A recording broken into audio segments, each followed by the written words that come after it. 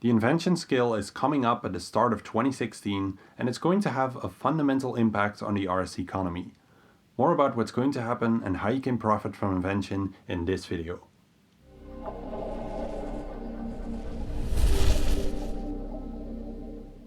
Hey guys, it's Divine from Merch.com.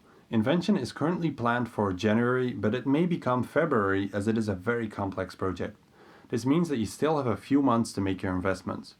Jagex will be doing an in-depth livestream about invention in November or December, so keep in mind that this video is based on what I know about invention before that, and some things may have changed by then. Either way, there are quite a few fundamental things that we already know for sure that largely impact the potential investments that you might want to make. If Jagex does end up changing merchanting related stuff, then I'll be making a second part to this video. In the first part, I'd like to give you some insights in how the skill will work and how you can make profit based on that knowledge. If you feel like you already know everything there is to know about invention, then just skip to about halfway through the video for the merchanting part. So for those of you who have somehow missed what invention is about, it'll be an elite skill up to level 120, for which you will need 80 divination, smithing, and crafting. The purpose of the skill is to remove waste from the economy and allow high degrees of customization in your gameplay. You will be able to train invention in 5 ways: by disassembling items, by discovering new inventions, by building devices, by augmenting items through adding perks to them, and by leveling those items through using them in your everyday RuneScape stuff, whatever you do.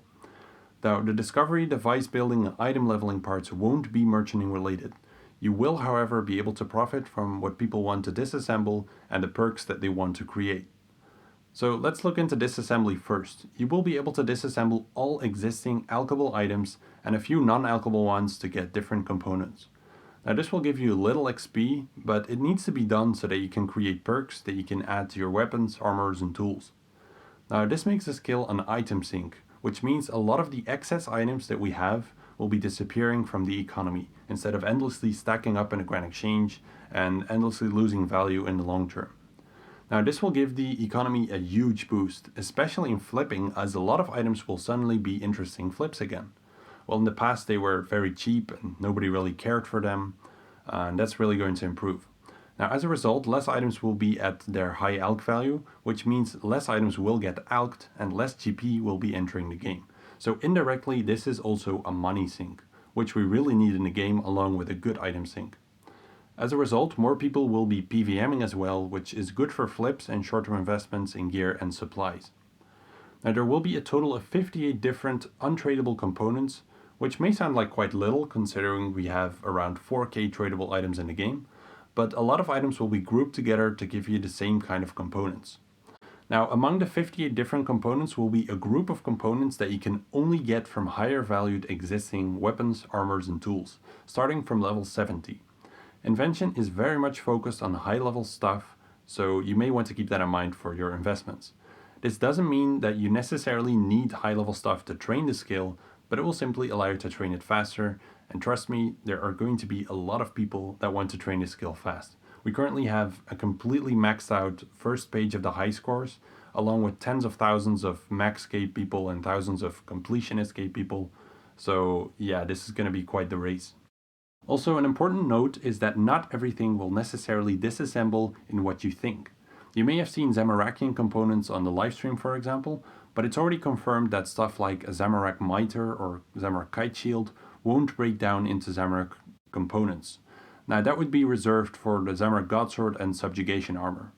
Personally, I would just give those treasure tile items a tiny chance of giving you those rare components to make them more valuable again and to make people want to do clues more. But that's just me, I guess. I'm not really sure why they're excluded. Now the 58 different components can be combined into a current list of over 150 perks, though this list will likely have some variations by the time it is released as there's so much on it. Now most of these perks have about 3 different ranks of strength, so you will be getting XP from unlocking those as well by using them to train in the game. Weapons and armors will be able to have up to 4 perks and tools up to 2 perks. Now out of the 150 perks, there are a bunch of counterproductive ones. You should think of how in player imports, when you hire some crew, they may have both positive and negative bonuses. You will be able to remove all the perks from an item to keep trying until you get the best combination, but that will make you lose the components you used to make that perk, while you keep the original item itself. So if you're using rare components, then you're really going to have to think twice about removing them. Augmented items will be tradable between players, which is a very interesting point. So if you get lucky and you create the perfect mix of perks, then your weapon may be worth maybe 3 or 4 times as much as the original, for example, as that will be a very desirable combo which will give you a big advantage at a specific boss. So you will be able to sell it to another player for a nice profit. You will only be able to add perks to level 70 or higher items, but not all the items will be included in the first batch next year, as Jagex doesn't have the budget to do literally everything straight away. We already know, for example, that level 90 shields won't be augmentable yet until the second batch, for example, but you will be able to disassemble them. Now, once items are augmented, they will no longer degrade by the old system, which is also a very interesting point if you think about Cyrenic Scales, Malevolent Energy, and Tectonic Energy. Now, instead, they will all be connected to a central energy source that you fill up with Divination Energy. Higher level energies will be filling it up more, so those are obviously more useful. And people have already been stocking hundreds of millions of energies for months now. So if you're looking to make profit, I would advise to look beyond just those. And if you do invest in them, keep the heavy risks of very heavy competition in mind. Now, with all of that said, we get to the big question. What should you be investing in? It is obviously not going to work if I tell you specific items here. It's not like I have that large of an audience, but spoon-feeding everyone the same stuff just never works. What I can do, however, is giving you a few basic rules to keep in mind. First off, we're going to move from exponential to linear pricing. What I mean with that is that in the past, RuneScape always worked in such a way where people were willing to pay millions extra for a slightly better item or a slightly faster training method. So we had snakeskin boots at like 30k, while ranger boots were like 7 mil, but the difference in bonus was just tiny. And if you had a scaling method that was 300 XP per hour instead of 250 XP per hour, that may have cost you maybe like 40 or 50% extra instead of 20% if it was linear. Now, with Invention, people are going to disassemble whatever has the best ratio. So let's say, as an example, an adamant longsword costs 1247 GP and gives you 7 blade parts, and a rune longsword costs 18.4k and gives you 10 blade parts.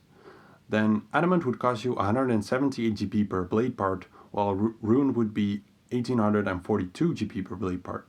Adamant would then rise until they have about the same ratio, as nobody's going to disassemble rune at a higher cost, unless it potentially gives you some rare components, which it shouldn't really.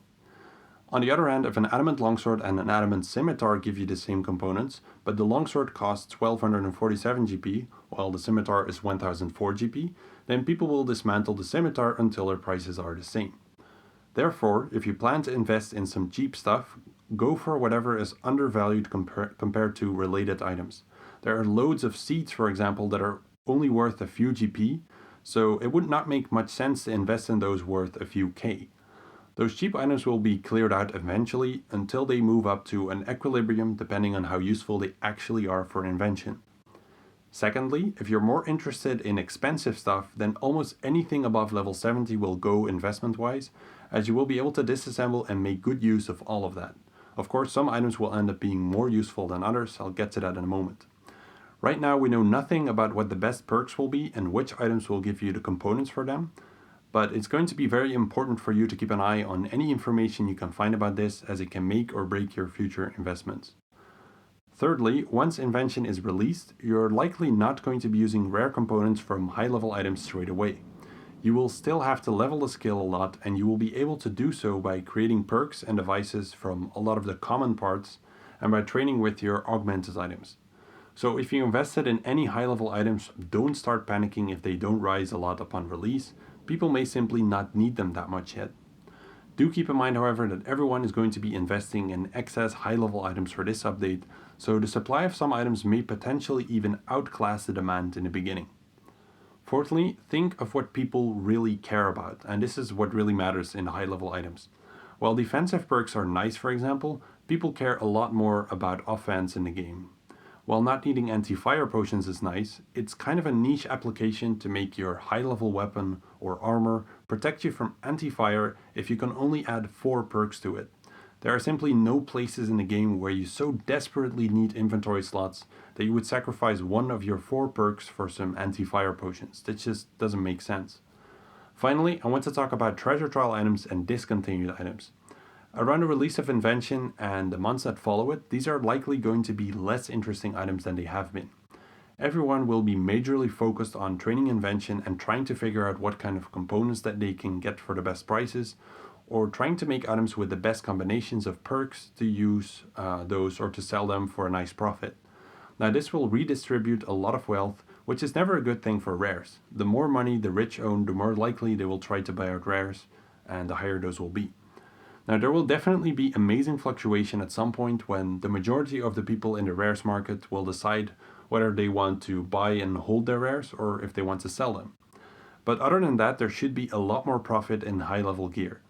I'm not telling you to panic sell your rares and panic buy high level gear, as that would be stupid. There is a lot of profit to be made on rares in the upcoming months. It's just a suggestion that depending on how the players respond to Invention, you may want to phase some of your money out of rares towards the Invention release so that you can use it to merchant more relevant items to the update, as treasure trial items and discontinued items just won't really be used for it. So there's a lot of potential in other things that will be. Now, I hope that the video was helpful to you. Best of luck with your merchanting, and I'll see you all again next week for another video.